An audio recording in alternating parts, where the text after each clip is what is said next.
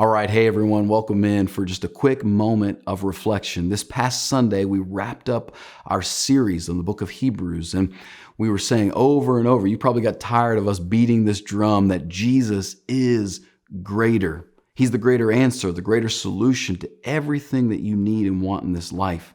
And if you find yourself yearning for something, you got to get to the bottom of what it is you're yearning for. And then when you get to that bottom, you bring that thing that you're yearning for, whatever you're longing for, and you bring it to Jesus, and you find that He satisfies, He answers that. And when we become Christians, which means to give your life to Jesus, that has impact on every single moment of your life. It changes everything about us.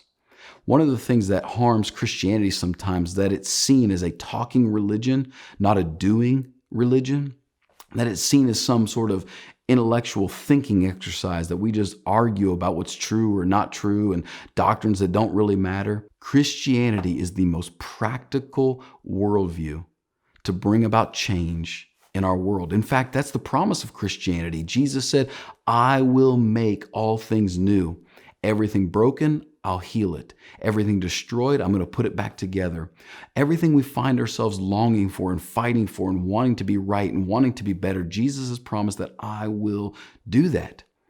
But in the meantime, between now and when He does that, He has said that I want you to participate in that as well as a follower of me. When He taught His disciples how to pray in Matthew chapter 6, He said, "Pray this way, Our Father who art in heaven, hallowed be your name. Your kingdom come, your will be done on earth, just like it is in heaven."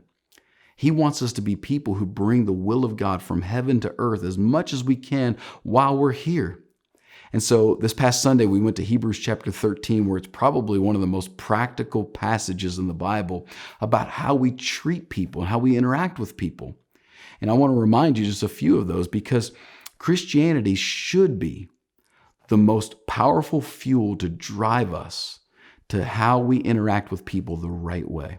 Christians should be the first people treating people well, the first people caring about others, the first people loving, the first people standing up with a voice to say, "That's not right. Don't do that to him. Treat him differently."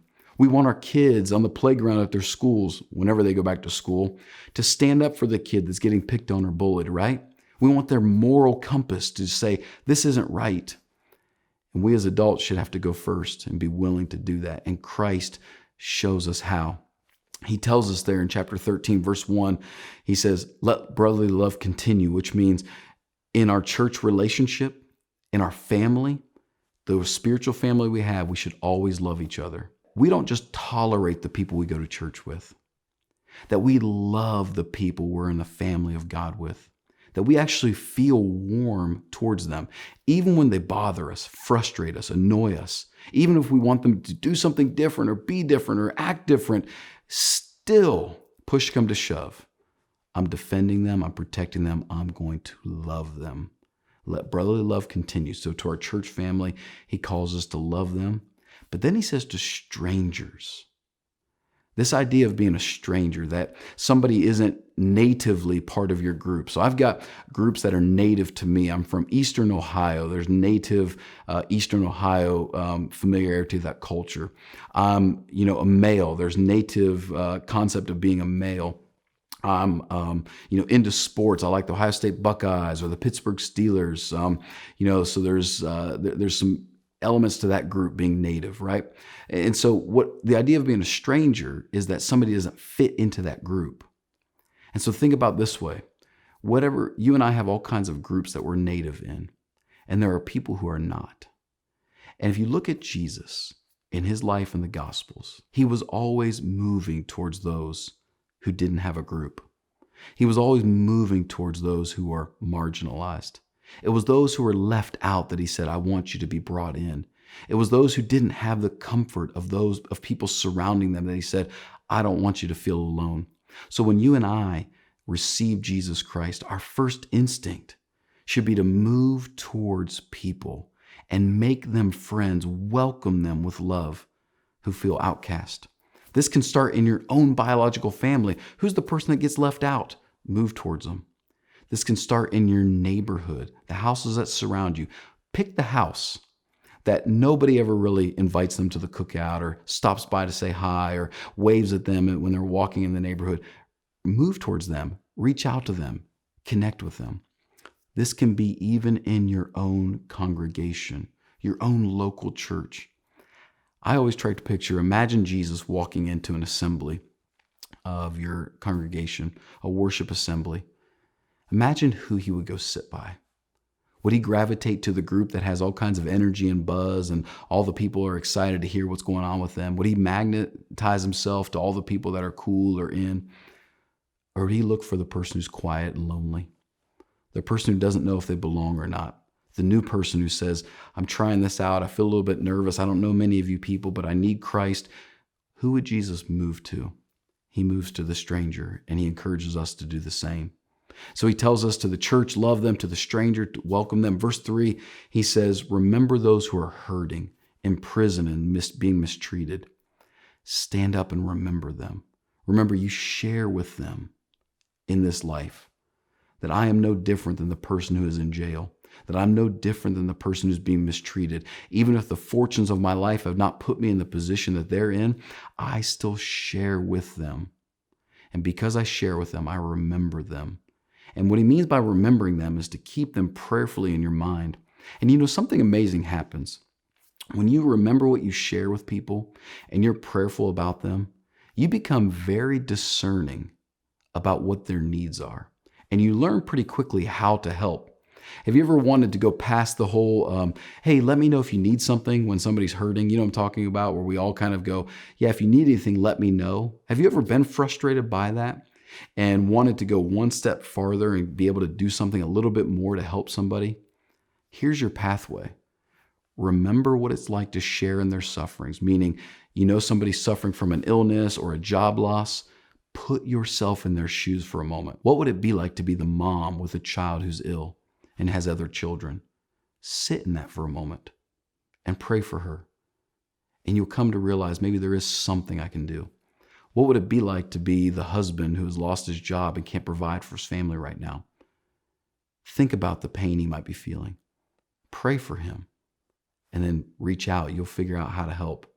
What would it be like to be the person who was just baptized into Jesus Christ and doesn't really have a connection with the local church there? Sit in his or her shoes and think about them for a minute and how uncomfortable it might be and how difficult it might be, and pray for them, and you'll know pretty quickly what you can do to help them. When we remember these people, we can learn how to help. So he tells us to love the church and to care for the stranger and to remember those that are suffering. And then he says, really to us, honor marriage, be content, and don't fear people. Meaning get everything you need from those people you're supposed to get it from. In marriage, that's where you find all your fulfillment for your earthly relationship here in this life. In that marriage, don't step out of your marriage to solve a problem with your marriage.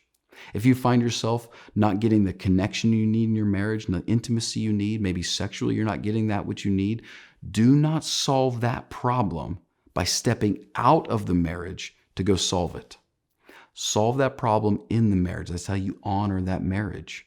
He says also to be content. I love that passage. You've probably heard this before from Jesus where he says, I'll never leave you and I'll never forsake you.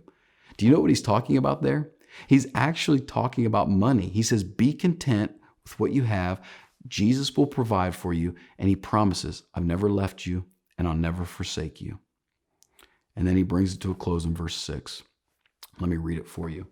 He says, the Lord is my helper. I will not fear. What can man do to me? The freest person in the world is the person who fears God and doesn't fear people anymore. We fear people because we believe they have what we need to be okay. Whether it's a significant other who has approval or worth that they can give us and we feel okay once they approve of us, or a boss who has our future in his hands or her hands of our work or our finances. We fear people because we believe they control what we ultimately need. But in Jesus Christ, when you remember that I'm in the hand of God and he is sovereign over the whole universe, and he is good and loving and merciful and gracious to me, I remember that I don't have to fear anybody. I can finally be free. Boy, Christianity is really practical, isn't it? I sure hope that some of these things will be something you can take into your own life and begin practicing and living. And I hope that you'll find that being a Christian can be the most practical way that you make a difference in this world and in your life. Have a great week.